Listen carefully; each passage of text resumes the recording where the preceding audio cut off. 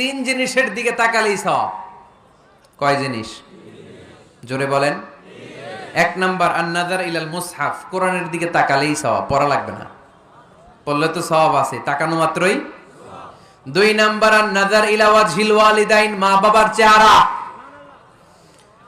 মা বাবার খেদমত করলে তো সওয়াব আছেই, টাকা দিলে তো সওয়াব আছেই, কিন্তু মা বাবার চেহারার নজরের দিকে যদি রহমতের নজরে একবার তাকান, একটা কবুল হজ করলে যেই সওয়াব, ওই সওয়াব আমল নামাই দিবে কে? মা বাবা এমন জিনিস আমরা চিনলাম না। আমরা পীর সাহেবের দরবারে লাউ নিয়ে যাই আর গান গাই, সাদের লাউ বানাইলো মোরে, আগা খাইলাম ডগা খাইলাম, খাইলাম না ডুগডুগি না। তো কই লাউ নিয়ে যান আপনি, কই হাদিয়া নিয়ে যান? আসল পীর সাহেব তো আপনার ঘরে। আপনার আব্বা সবচেয়ে বড় পীর সাহেব, আপনার আম্মা জান আপনার জন্য সবচেয়ে বড় পীর সাহেব।